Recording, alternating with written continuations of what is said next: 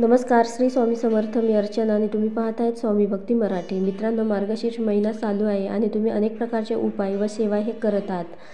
त्याचप्रकारे दत्त जयंती निमित्त विशेष गुरुचरित्र पारायण 20 ते 26 डिसेंबरमध्ये कसे करावे, तर याची संपूर्ण माहिती आपण या व्हिडिओमध्ये बघणार आहोत. तर संपूर्ण व्हिडिओ बघा आणि जे कोणी नवीन असेल या चॅनलवरती तर सबस्क्राईब करा.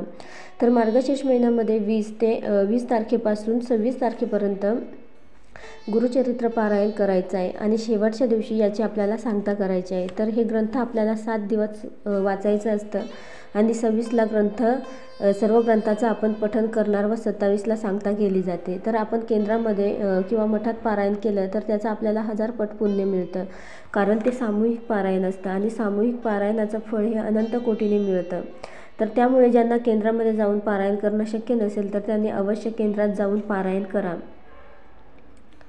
व अनुभव घेऊन बघा. तसेच ज्यांचा जवळ केंद्र नाही तर त्यांनी घरामध्ये केलं तरीही चालेल. तर बघा, बऱ्याच महिलांना केंद्रात जाऊन पारायण करणं जमत नाही, तर त्यांनी घरामध्ये केलं तरीही चालेल. तर गुरुचरित्र ग्रंथ हे महिलांनी वाचावे. तर याचे नियम व अटी काय, तर बघा, कोणतीही सेवा करताना आपल्याला त्याचे काही नियम व अटी या पाळाव्याच लागतात, तरच आपल्याला त्याचे योग्य ते फळ मिळते. तर खूप अटी नसतात. तर बघा, पारायण काळात म्हणजे 20 तारखेला पहिला दिवस आहे, तर या दिवशी आपल्याला 1 ते 9 अध्याय वाचायचे असतात. तसेच 19 तारखेला 4 कुत्र्यांना आणि 1 गाई, तर यांना नैवेद्य आपल्याला काढून त्यांना नैवेद्य घालायचा आहे. तर ते त्यांच्या नावाने तो नैवेद्य काढायचा आहे आणि जर तुम्हाला ते नाही मिळाले तर तुम्ही पक्ष्यांनाही ते खाऊ घातलं तरीही चालेल. त्यानंतर घरात वाचन करताना आपलं तोंड पूर्व किंवा उत्तर दिशेला तोंड करून आपल्याला हे ग्रंथ वाचायचा आहे. तसेच ग्रंथ हा हलवायचा नाही व तो वाचन काळातच उघडा ठेवायचा आणि त्यानंतर तो झाकून द्यायचा. त्यानंतर गुरुचरित्र ग्रंथ वाचण्याच्या आधी काही सेवा आपल्याला करायच्या असतात. तर 1 माळ गायत्री मंत्र, 1 माळ श्री स्वामी समर्थ जप आणि त्यानंतर स्वामी स्तवन, गणपती अथर्वशीर्ष, तर हे सर्व रोज वाचायचं असतं.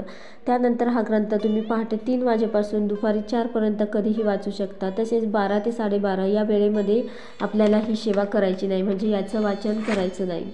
तसेच हा ग्रंथ तुम्ही गॅपने वाचला तरी चालतं व तसेच एका बैठकीतही तुम्ही हे वाचू शकता. तसेच यासाठी काही अटी व नियम हे पाळणे खूप गरजेचे असते. त्याचबरोबर या काळामध्ये तुम्ही बाहेरचं काहीही खाऊ नये, काहीही बाहेरचं खायचं नाही. त्याबरोबरच कांदा लसूणही खाल्ला जात नाही, तर कांदा लसूणही वर्ज्य करायचं आहे. तर 7 दिवस मांसाहार वर्ज्य करायचं. तर घरामध्येही तुम्ही मांसाहार करायचं नाही, तुम्ही स्वतः पण घ्यायचं नाही, तुम्ही स्वतःही खायचं नाही आणि घरामध्येही मांसाहार बनवायचा नाही. त्याचबरोबर ब्रह्मचार्याचेही पालन करायचे आहे.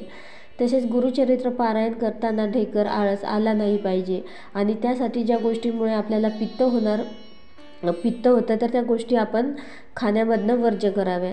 तर हे ग्रंथ वाचताना मन लावून आपल्याला हे पठण करायचं आहे. तर ज्या गोष्टीने पित्त होतं तर ते पदार्थ खाऊ नये. तसेच एकच पदार्थ खायचा, म्हणजे जर तुम्ही रोज चपाती खात असेल तर 7 दिवस चपातीच खायची आहे. तर एकच धान्य या ग्रंथामध्ये, म्हणजे हे ग्रंथाचे पारायण करताना एकच धान्य खायचे असते. तर हे नियम आपल्याला फक्त 7 दिवस पाळायचे आहे. तसेच मसाल्याचे पदार्थ खायचे नाही, तर याने आपल्याला पित्त होतं आणि हे पदार्थ खाऊ नये.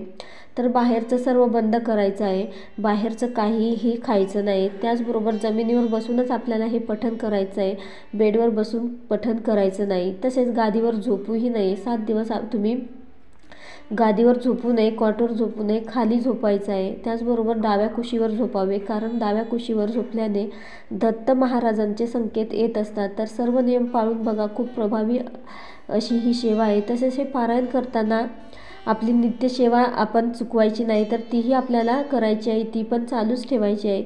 तर तसेच गुरुचरित्राचं पारायण करताना जर मासिक धर्म हा 20 ते 26 तारखेच्या दरम्यान असेल तर तुम्ही हे पारायण करायला बसू नका.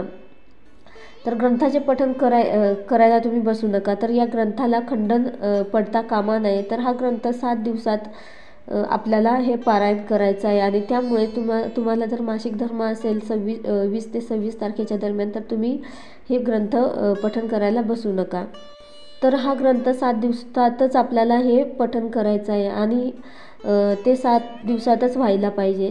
तसेच तुमची जर इच्छा असेल पारायण करण्याची व मासिक धर्म तुम्हाला या काळामध्ये असेल तर तुम्ही घरातील कोणालाही हे पठण करायला सांगू शकता, ही सेवा करायला सांगू शकता. तर अशा प्रकारे तुम्ही 20 ते 26 डिसेंबर विशेष गुरुचरित्र पारायण नक्की करावे. खूप प्रभावी सेवा आहे.